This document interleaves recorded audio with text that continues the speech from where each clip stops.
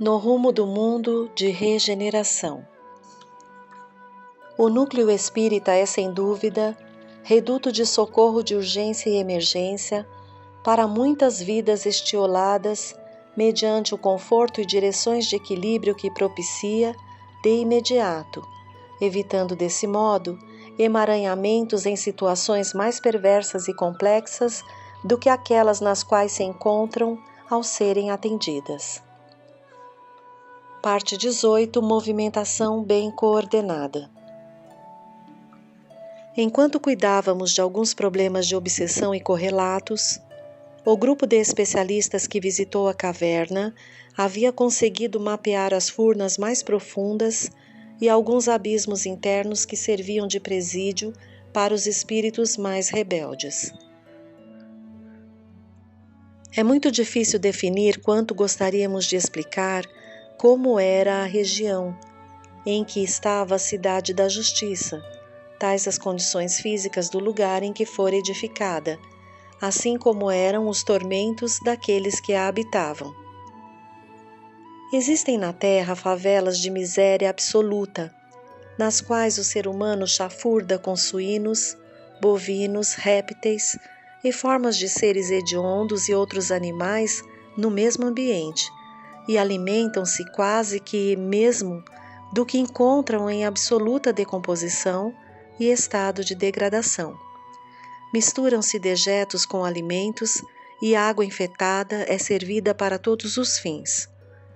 As furnas, no entanto, ultrapassam essas paisagens, pois que dificilmente se podia identificar seres humanos com outros animais ali em promiscuidade. Havia alguns séculos que entidades primitivas que guerreavam no planeta, submetendo nações, arrasando povos e destruindo vidas, quase tudo reduzindo a pó e a destroços, resolveram criar aquela cidade sinistra para servir de antro punitivo aos considerados inimigos ou credores das suas tormentosas posturas infernais, em nome da ignorância reinante. Naquela hora do encerramento da utilíssima reunião mediúnica, fomos convidados a participar de um debate fraterno sobre a transferência da Cidade da Justiça para outra dimensão. Já estávamos informados da localização do antro onde ficariam os aprendizes recalcitrantes em estágio de purificação. A constituição física do lugar era bem parecida com a Terra, de alguns bilhões de anos de organização e habitabilidade. O aspecto da matéria em ebulição, de muito elevada temperatura, qual ainda ocorre hoje em nosso orbe terrestre, na barisfera, era local apropriado, na parte superior, na crosta para a fixação dos alicerces transplantados. A atmosfera na região, se assim podemos denominar, era carregada de elementos químicos venenosos que acumulavam partículas quentíssimas dentro, misturando-se à massa ígnea que os vulcões vomitavam ininterruptamente, flutuando sobre área muito escura. As montanhas sacudidas por convulsões contínuas mantinham um aspecto fantasmagórico e apavorante.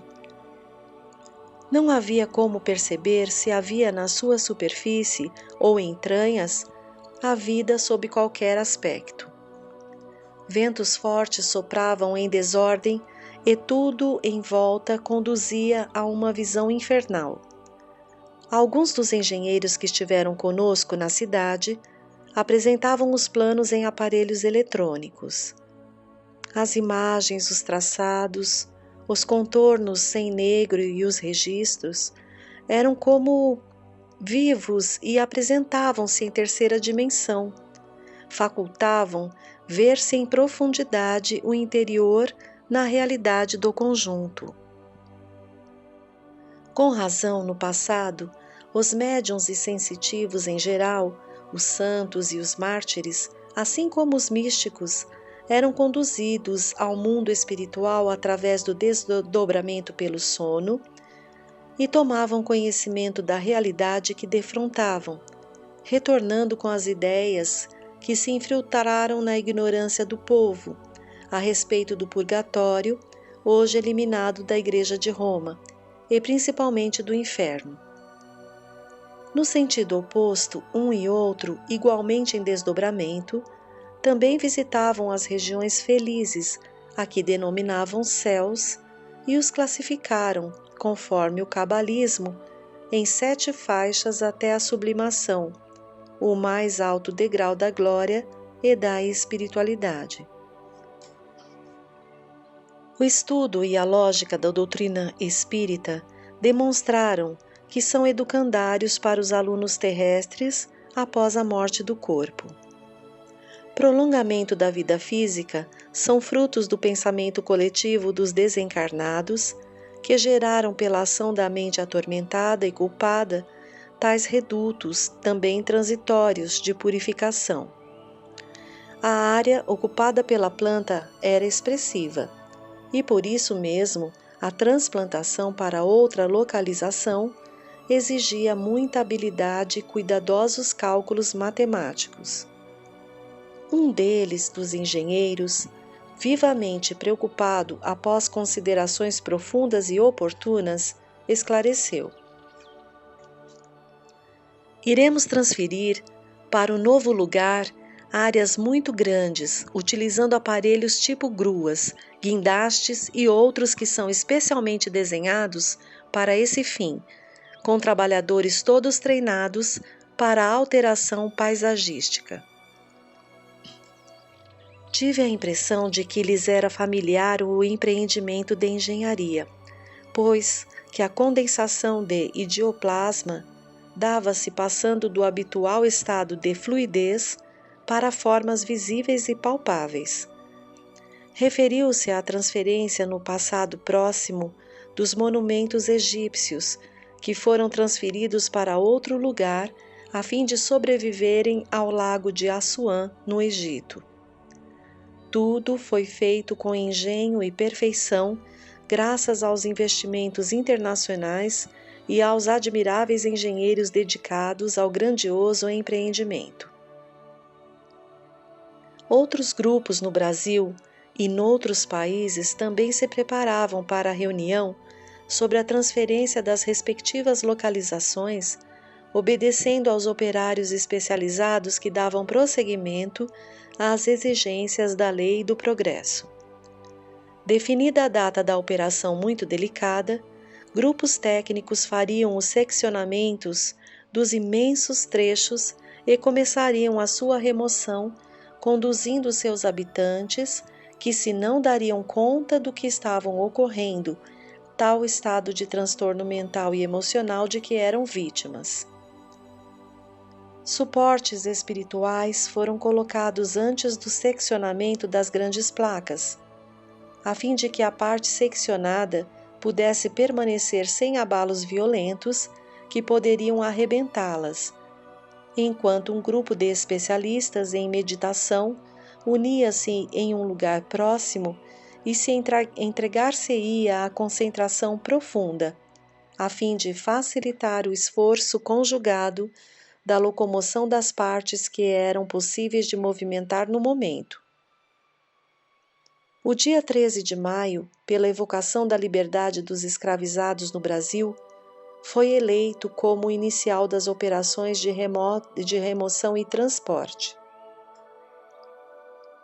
Milhares de espíritos generosos haviam sido convocados, em grande júbilo, para contribuir na formação de habitabilidade do novo mundo. O ar fétido e asfixiante que antes pairava em todo o recinto, visitado por contínuas correntes de ar, diminuiu a sua intensidade, e era comovedor o esforço de tantos obreiros trabalhando na sua construção, na construção da escola de regeneração, por enquanto em ambiente de tal ordem. No momento da levitação e do auxílio de uma maquinaria especial, pudemos ver que o sol nascente não conseguia penetrar a massa compacta com furnas, níveis e desníveis, que os doentes em si mesmo haviam consolidado através dos tempos. A movimentação gigantesca e a ação dos anônimos, edificando a escola de redenção dos equivocados, falavam-nos sem palavras sobre o reino de Deus que é edificado no coração. O primeiro bloco a ser removido do lugar fantasmagórico, lúbrico era muito maior do que pensávamos, e em consequência ficamos pasmados ante o espaço ocupado anteriormente, quase a perder de vista.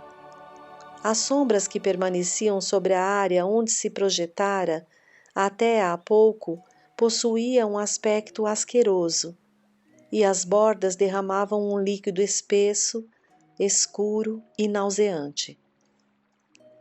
Mais tarde, fomos informados que se tratava das emissões mentais e se transformavam as ondulações em líquido, processo inicial de condensação dos horrores mentais de cada qual, conforme sua conduta pessoal. A noite, que era sempre terrível, naquela oportunidade abrira uma clareira na nuvem densa, atingindo a camada extraída. Em momento próprio foram substituídos os trabalhadores voluntários e meditadores, a fim de que o trabalho não sofresse solução de continuidade. Amanhecendo no nosso amado pouso, fomos informados dos ataques ferozes que estavam sofrendo os residentes, bem assim os companheiros da grei laboriosa, agora com o exercício e prática de reuniões mediúnicas temporariamente. Felizmente, todos estavam informados da responsabilidade desses dias e das mudanças que se vêm operando para a eliminação dos seus malefícios. Em determinados momentos aplicava-se a programação como num campo de marimbondos cuja enorme colmeia se havia permitido adentrar. O nosso diretor programou uma atividade mediúnica com os elementos mais experientes para reforçar as defesas, como a assegurar aos residentes reencarnados, ou não, de que as mãos de Jesus movimentavam as suas. Os adversários, que faziam parte da milícia, foram dirigidos para o abrigo da fé e da caridade cristãs, com a finalidade de robustecer aqueles que dessem sinal de cansaço e fragilidade. Sob as vibrações funestas e atendendo aos infelizes de ambos os planos para descarregarem os fardos dos sofrimentos necessários que se prontificaram a sofrer, demos início ao programa reservado para aquela região. Os legionários sempre apostos foram destacados para acompanhar os devotados membros que se abasteceriam nos pensamentos. Sem dúvida, era uma guerra local que se instalara no reduto do Evangelho, onde brilhava a divina luz do amor do Mestre. Podíamos ver o verdadeiro desfile de almas felizes e de má catadura, nas quais estavam inscritas as intenções pessoais. Concomitantemente, o telefone e os órgãos de comunicação virtual não cessavam de rogar ajuda, oração, socorro para enfermos da pandemia, de obsessores entre os seus trabalhadores. Passamos o dia em socorro bem planejado, transformando a sala de conferências, agora sem uso, num hospital de guerra, onde recolhemos enfermos que são atendidos por todos nós.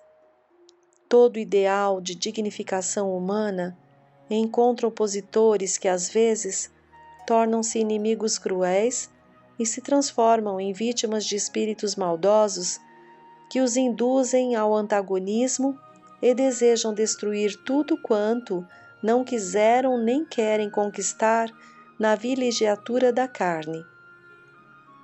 O trabalho dedicado de alteração da psicosfera do lugar, verdadeiro santuário do bem e das graças, constituía-nos uma bênção ímpar.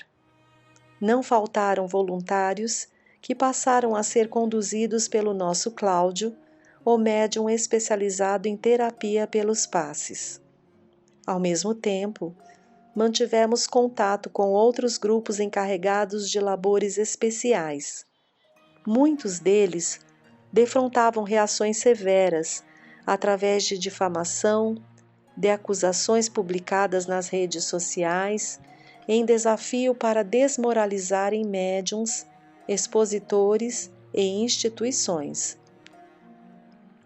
Organizações respeitáveis eram caluniadas com prazer, olvidando-se os benefícios oferecidos aos seus residentes muito necessitados, sobretudo de amor e de ternura que lhes são ministrados, além dos básicos como alimentação e demais. Mordidos pela inveja e pelo despeito, pela competição doentia, na sua jactância, nada faziam. Ociosos, com tempo bastante para perturbar, geravam difícil luta com os verdadeiros trabalhadores do Evangelho, que saíam sempre vitoriosos, desde que todo aquele que segue Jesus termina por encontrá-lo. Reconfortado, vencedor do mal de que se livrou, adquire força e alegria no contínuo bom combate. Nesse Comenos, recebemos notícias de que muitos dos grupos pela América Latina estavam encontrando dificuldades inomináveis, qual ocorria na Europa.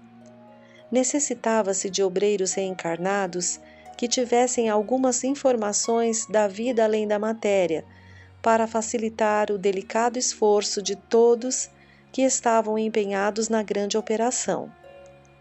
Em consequência, era mais expressivo o número dos aderentes espirituais, mais ou menos adaptados a atividades idênticas umas e parecidas outras, nas diversas comunidades espirituais correspondentes ao seu último berço na terra.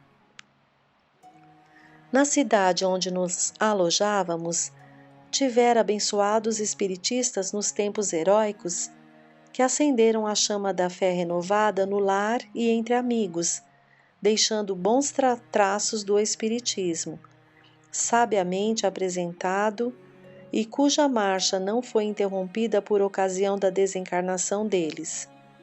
Eles continuaram fiéis ao ideal, porque inclusive se comunicavam para oferecer instruções e conforto aos fiéis seguidores.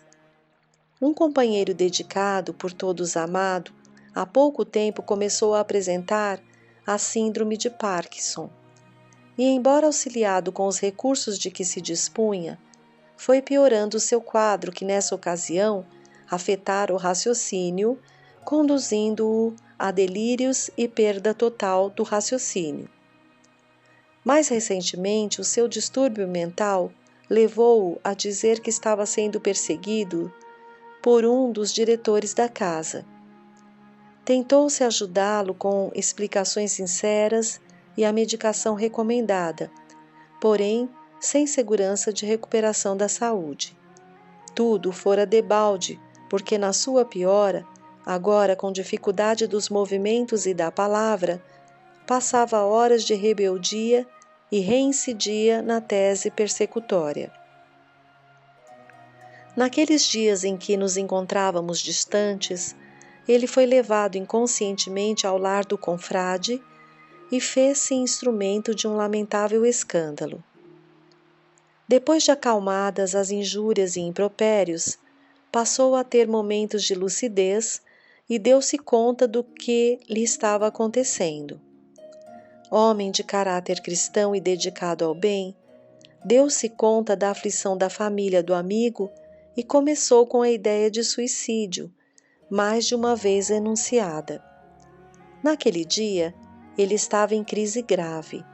A alucinação tomou-lhe as faculdades mentais e a família optou por interná-lo, aplicando-lhe o psiquiatra uma dose de sonífero que o acalmou, levando-o ao sono.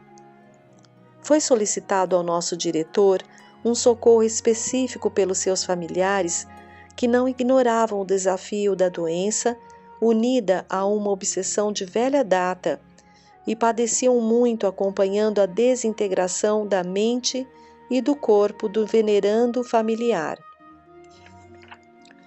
O irmão Spinelli dedicou-se a estudar a planificação para mais tarde, quando seria realizada a atividade mediúnica, inclusive nos convidados à reflexão, preparando-nos para o mistério dignificador. A reunião mediúnica séria constitui-se compromisso superior com os espíritos nobres que nos acompanham, assim como nos são solidários. É um espaço de tempo bem cuidado para poder se sintonizar com as fontes da vida, de onde viemos e que nos sustentam, auxiliando-nos com o nosso guia espiritual a penetrar na realidade além do véu da carne.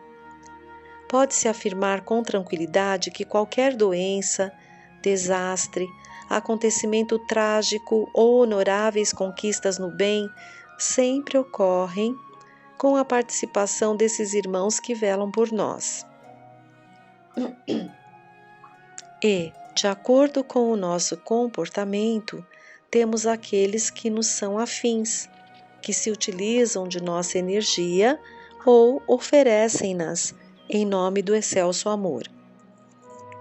Embora o nosso enfermo tenha tido um comportamento excelente durante a existência, trazia uma pesada carga de perturbações e débitos de experiências passadas. A debilidade de forças em razão da síndrome de Parkinson aumenta a irritabilidade, como lhe era habitual, e graças a esse desconforto emocional, conseguiu sintonizar com adversários de ontem que o caçavam com destemor no comportamento de justiceiros do mais além. Notamos que a psicosfera da cidade estava muito carregada de vibrações doentias, depressões, exaltação e revolta interior. Procuramos utilizar bem as horas de que dispunhamos para nos encontrarmos serenos e otimistas no auxílio superior.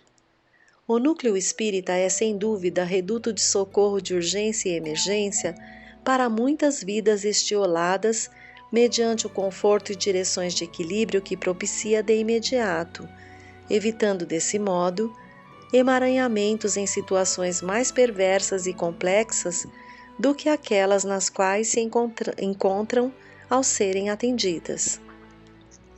Meia hora antes do início da reunião, a sala já se encontrava quase repleta, apresentando um aspecto salutar para os serviços que ali seriam executados.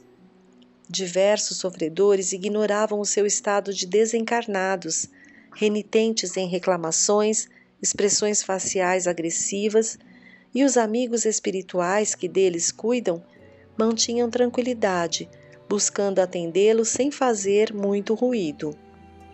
Alguns eram frequentadores habituais nos trabalhos de desobsessão e outros eram convidados especiais para o atendimento presencial e pessoal. Diversos irmãos da Ordem dos Templários que cooperavam conosco foram convidados para auxiliar-nos no socorro específico da doutrina e de outras terapias que eram aplicadas pelo nosso grupo e por membros desencarnados da instituição. Uma equipe de auxiliares conduzia cada convidado aos lugares adrede escolhidos, a fim de poderem servir melhor e serem ajudados individualmente. Na primeira hora da madrugada, iniciou-se a reunião, sendo convidado para fazer a prece o irmão Gracindo, na condição de responsável pela entidade fraternal. Após a oração ungida de misericórdia e irrestrita confiança em Deus, Amália, que sempre estava vigilante conosco e em serviço incessante, fez o transe para a psicofonia, e o visitante chegou blasfemando sobre Deus e tudo na loucura de que se encontrava tomado. A psicofonia era perfeita, porquanto podíamos ver o espírito influenciando diversos órgãos pertencentes às glândulas do sistema endócrino, que pareciam pequenas lâmpadas elétricas que luziam parcamente, demonstrando que forneciam energia para a comunicação. As palavras eram acompanhadas de gestos numa perfeita incorporação. Foi permitido que o visitante fizesse uma catarse algo agitada até o momento em que o nosso irmão Spinelli interveio com suavidade. Em torno da sala, não obstante a segurança das defesas, aos ataques mentais e ao ódio em chispas destrutivas, sentíamos a ameaça dos adversários espirituais que tentavam perturbar a reunião edificante para eles próprios. De imediato, muito transfigurada com as características do rebelde comunicante, nossa Amália deu campo à manifestação ruidosa, embora o controle da sua disciplina, que se lhe tornara habitual, para que tudo corresse de acordo com os padrões da ordem e do equilíbrio. Com a permissão dos mentores, diversos enfermos espirituais pertencentes ao grupo agressivo acompanhavam a psicofonia atormentada com espanto e ira, desejando transmitir forças ao comunicante. Todos nós, profundamente concentrados, buscávamos contribuir para o êxito do cometimento sob as bênçãos de Jesus. Foi a entidade quem deu início ao diálogo, iracunda e sem equilíbrio. Se pensam que não estamos cientes do que está passando, encontram-se terrivelmente enganados. Descarregou com arrogância. As operações que estão em curso para a transferência de nossa comunidade justiceira para outra região compatível com nossos propósitos chamam-nos a atenção e começamos a reagir de maneira que corresponde aos seus intentos. Vemos a movimentação de especialistas e trabalhadores desconhecidos num tremendo afã de expulsar-nos da nossa região com as edificações que logramos realizar através dos tempos. Não será fácil, como lhes pode parecer nesse momento. Não se destrói ou se transfere uma grande área habitável sem grande prejuízo para o investimento. E a nossa obra tem seus alicerces fixados nas rochas dos tempos, próprias para atender os objetivos para os quais a edificamos. No entanto, o que me interessa nesse momento é a conduta desse decadente cristão que está sendo consumido pelo desgaste orgânico e nossas contínuas manifestações. Levá-lo-emos ao suicídio como etapa inicial do programa que reservamos consolidar a partir de agora. Os bons tempos da ignorância e das religiões castradoras, responsáveis pelo desvario de grande parte da civilização, cedem lugar agora ao tudo é válido, ao prazer alucinante e à depravação sem medida, sem controle. O crucificado será novamente avaliado e punido pela audácia de apresentar-se como Salvador da humanidade. Este santarrão, por exemplo, que se refugiou desde há muito nesse antro de purificação, tem muito a expungir ainda antes de conquistar o fanal que é o reino de Deus nas misérias humanas. Demonstraremos que a capa de santo que veste é disfarce e as orientações sagradas que segue não passam de utopia e engodo, já que é tão miserável como qualquer um de nós, que o conhecemos na face oculta pela hipocrisia. Nesse momento, o nosso benfeitor, com a voz enérgica e serena, retrucou: agora que o amigo fez uma síntese dos seus conhecimentos e dos nossos objetivos nesta jornada, cabe-nos asseverar-lhe que as suas informações estão bem estruturadas em algumas atividades. Não estamos aqui por deleite pessoal, nem por outras razões que talvez nos escapem, mas por decisão superior dos mentores da humanidade neste grave período de transformações e de programação de um mundo novo e rico de paz, centrado no amor vivido por Jesus, nosso modelo de perfeição e condutor de segurança. O bem está fixando-se nos corações humanos, e a Terra desempenhará a tarefa para a qual se encontra programada. As dores que assaltam os seres humanos fazem parte da imensa e profunda diretriz de regeneração de todos nós.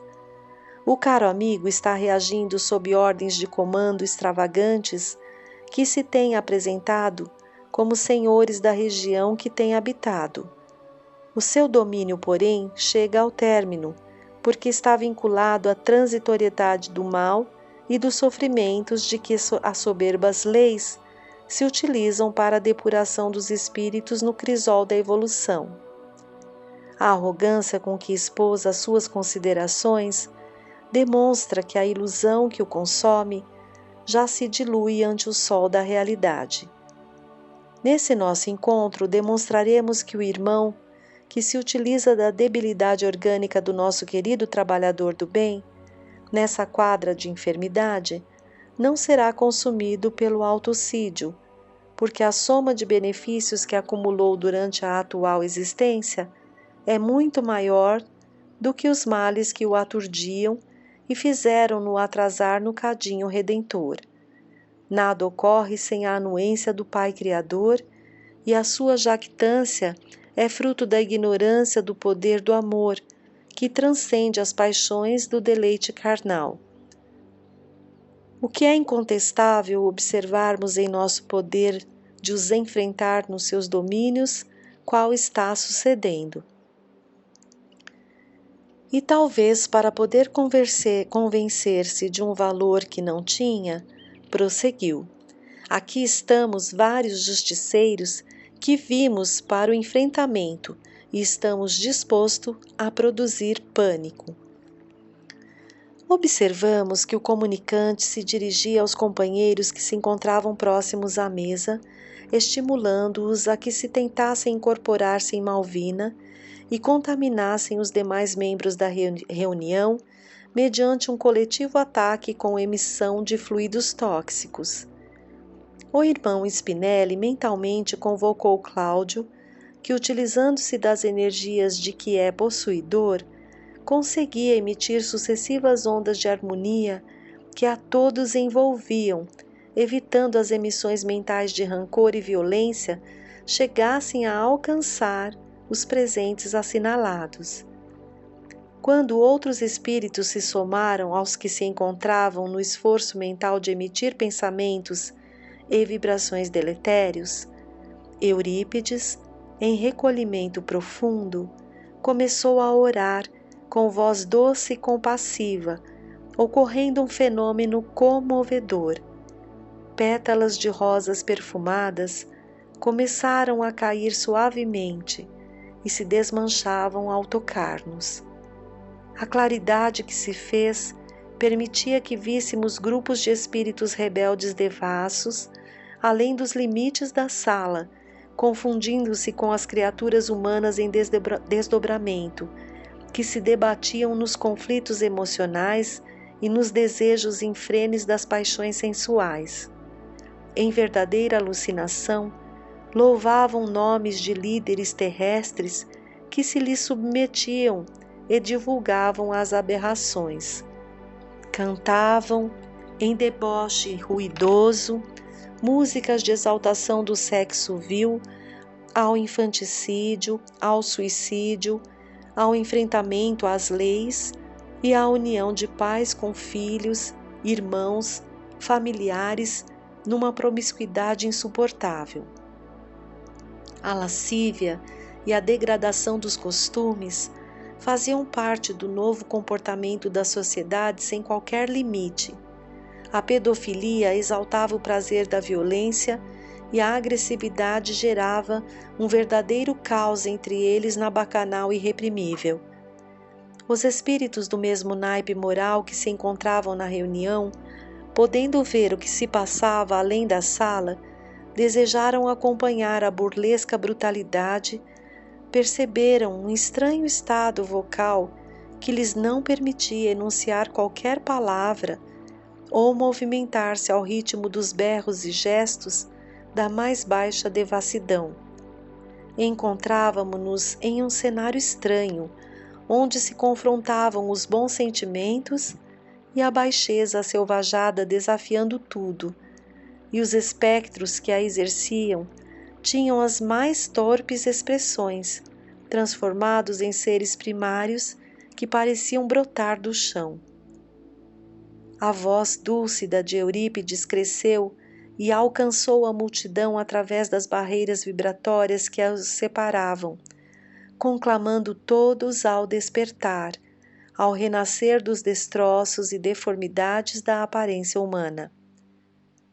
Nesse espetáculo de terror e desorientação, de gritos e angústias, a suavidade do grupo em oração, acompanhando a mensagem do benfeitor e demonstrando o poder do amor e da misericórdia de nosso Pai, contrastava de maneira chocante. O embate prolongou-se por alguns breves minutos, enquanto a multidão agitada seguiu na direção dos seus festejos, ficando pelo caminho inúmeros tombados que seriam acolhidos pelos auxiliares do programa mediúnico.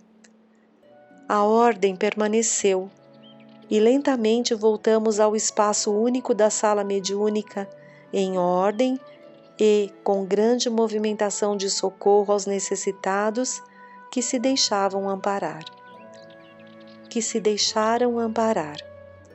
O nosso irmão assistido, agora mais livre da injunção obsessiva do justiceiro que permanecia incorporado em Amália, apresentou significativo bem-estar, enquanto o irmão Spinelli continuava no diálogo abençoado com o seu perturbador, que também fazia parte do grupo baderneiro de assalto às criaturas humanas.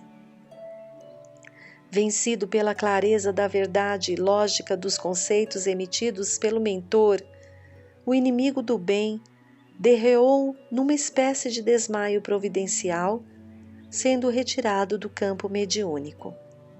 Diversas comunicações sucederam-se, mesclando-se inimigos pessoais com aqueles que se proclamam adversários do Cristo a serviço do Deus Vingança. À hora própria, houve passes coletivos ministrados pelo nosso Cláudio e seus colaboradores, quando se encerrou a reunião especial.